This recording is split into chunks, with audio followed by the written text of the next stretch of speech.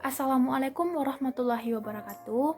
Halo semua, kembali lagi bersama saya, Natasha Putri Ayanda, dalam pemenuhan tugas mata kuliah umum Administrasi Supervisi dan Pendidikan, yakni dalam pemenuhan tugas Bapak Dr. Hanif Al-Qadri.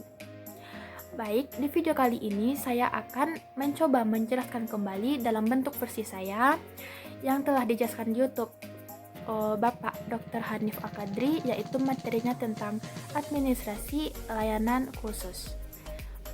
Ini sangat penting untuk kita ketahui karena di setiap lembaga mempunyai layanan kepada masyarakat maupun peserta didik. Jadi langsung saja kita bahas, yaitu tentang administrasi layanan khusus.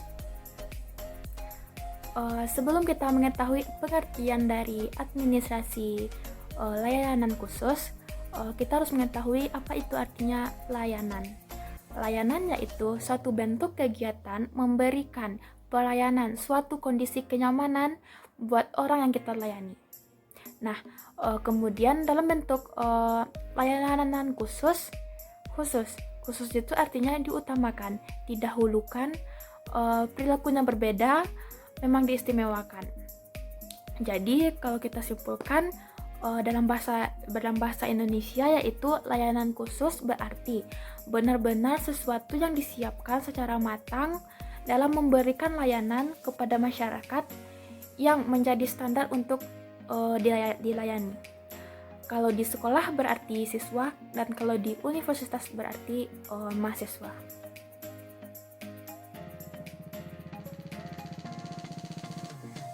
Setelah kita mengetahui apa itu layanan khusus, kita bisa menyimpulkan apa itu pengertian dari administrasi layanan khusus, yaitu memberikan secara khusus atau usaha yang terencana, yang terprogram, yang tidak secara langsung memang berkenaan dengan proses belajar mengajar di sekolah secara khusus diberikan oleh sekolah maupun perguruan tinggi agar mereka lebih optimal dalam proses belajarnya. Jadi itulah artinya dari pengertian administrasi layanan khusus. Nah, sekarang mari kita lihat apa sih jenis-jenis layanan khusus yang semestinya disediakan secara khusus oleh sekolah maupun perguruan tinggi kepada peserta didiknya. Mari kita lihat. Yang pertama ada layanan perpustakaan, layanan laboratorium, UKS, kantin. Nah, kantin ini termasuk layanan khusus yang diberikan sekolah ataupun perguruan tinggi karena memberikan dampak secara tidak langsung bagi proses kegiatan pelajaran di sekolah. Yang kelima ada tempat ibadah, dan yang keenam ada asrama. Balik lagi ke tempat ibadah dengan tingkat kebersihannya, tingkat kenyamanan menghadap Tuhan. Selanjutnya ada tempat ibadah. Tempat ibadah juga termasuk dari layanan khusus yang diberikan kepada peserta didik, siswa maupun mahasiswa. Dengan tingkat kebersihannya, tingkat kenyamanan menghadap Tuhan. Tentu saja ada pengurus masjid atau musala di sana untuk memastikan peserta didik dengan nyaman senyaman-nyamannya untuk beribadah kepada Tuhan. Nah, selanjutnya ada asrama, koperasi, toilet.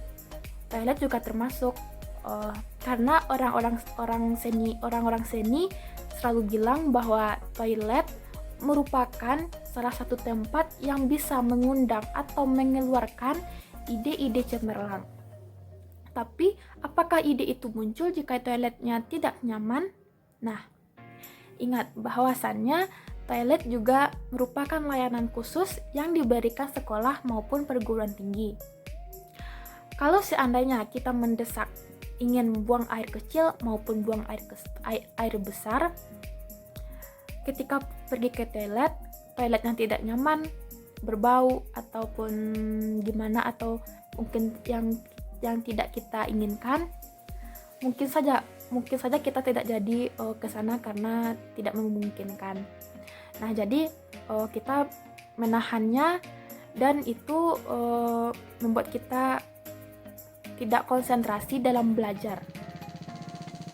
Jadi setidaknya toilet itu benar-benar merupakan layanan khusus yang untuk diberikan arahan kepada mahasiswa ataupun siswa untuk menjaga kebersihannya agar kita bisa fokus lagi belajarnya. Balik lagi ke layanan perpustakaan. Apa sih layanan perpustakaan itu? Perpustakaan itu apa? Yang terlintas di pikiran kita hanyalah tempat yang menyediakan yang sangat nyaman untuk kita pergi ke sana. Yang ada isinya seperti buku, kalau di zaman sekarang sudah ada e-book, jurnal, artikel, PC, alat-alat teknologi kecanggihan yang lain-lainnya. Apakah di sekolah ada perpustakaan? Ya ada, walaupun itu seminim-minimnya ruangan kecil. Yang jadi pertanyaannya, kenapa siswa tingkat kemauan membacanya sangatlah rendah?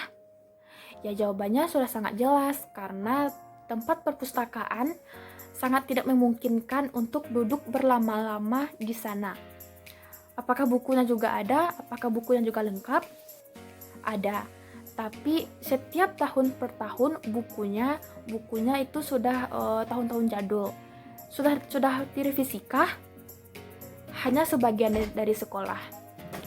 Dan hari ini di perpustakaan itu tidak hanya cuma ada buku, tetapi pada zaman sekarang ini sudah ada e-book, jurnal, artikel, PC di mana-mana.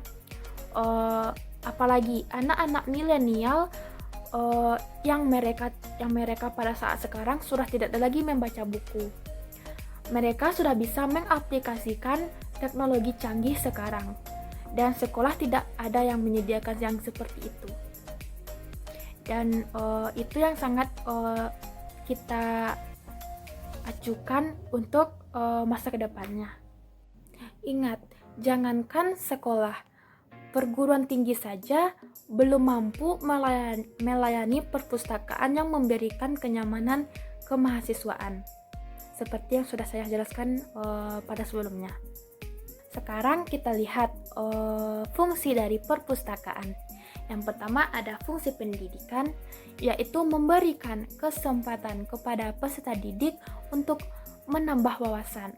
Dan yang kedua ada informasi, fungsi informasi, tempat mencari informasi yang berkenaan dengan rasa ingin tahu peserta didik, siswa maupun mahasiswa. Yang ketiga ada fungsi rekreasi, bisa menghalukan pikiran mata melalui kecanggihan teknologi sekarang. Apakah fungsi ketiga sudah teramankan? Ya kayaknya sih belum ya, karena fungsi ketiga ini sangat penting bagi peserta didik. Dan yang keempat ada fungsi penelitian.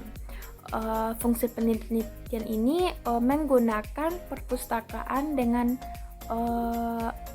apa yang dicari, yang jawabannya belum diketahui. Seperti ketika kita belajar di sekolah, guru menyampaikan sesuatu, jika kalian ingin bertanya ketika itu guru tidak menjawabnya, kalian bisa mencarinya di perpustakaan maupun di universitas. Jika dosen tidak mengetahui apa yang kita tanya, kita juga bisa mencari tahu jawabannya di perpustakaan untuk menambah wawasan kita saja. Selanjutnya ada UKS. UKS yaitu layanan kesehatan peserta didik, di mana suatu layanan diberikan kepada peserta didik agar mereka sehat di proses belajar mengajarnya. Apakah ada obat-obatan yang menunjang? Ada, tapi kebanyakan obat-obatannya sudah banyak yang kadaluarsa. Hampir di setiap sekolah, obat-obatan yang ada hanya itu-itu saja. Ya, seperti obat-obat sakit kepala, obat PMS bagi yang perempuan, obat berak, obat sakit perut, ya begitu-begitu saja.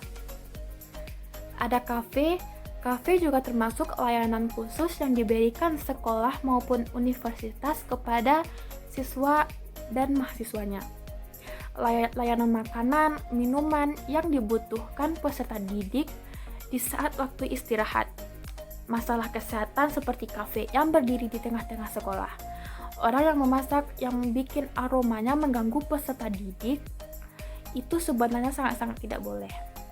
Belum lagi masalah keselamatan seperti kebakaran, kebocoran gas, becek karena air dari makanan. Selanjutnya ada sarana layanan ibadah, yaitu setiap sekolah mempunyai musala yang dijadikan tempat ibadah bagi kaum muslim. Selain tempat beribadah, menjadi tempat prospek untuk bertukar pikiran, berdiskusi untuk proses pendidikan keagamaan. Kalau dilihat sekarang, alhamdulillah karena tempat ibadah sudah mulai ada di mana adanya peserta didik. Begitu juga dengan asrama, transportasi, koperasi, banyak lainnya. Semuanya adalah layanan servis yang sengaja diberikan peserta didik untuk menunjang proses pembelajaran, memberikan motivasi mereka untuk belajar yang lebih giat dan nyaman. Dan peran guru di lingkungannya, di lingkungan sekolah terlibat dengan pengelolaan pemanfaatan sarana penunjang, karena mereka yang paling tahu dan mereka juga yang nantinya memberikan masukan. Mereka juga terlibat dalam pengambilan keputusan. Mungkin itu saja penjelasan saya di video kali ini. Sampai bertemu di materi selanjutnya. Semoga apa yang saya jelaskan bisa bermanfaat bagi kalian semua. Dan mohon maaf jika ada kesalahan kata karena saya kurang pandai berkata-kata. Dan terima kasih kepada Bapak Dr. Hanif Al-Qadri yang telah memberikan ilmunya kepada kita semua. Terima kasih untuk semuanya. Wassalamualaikum warahmatullahi wabarakatuh.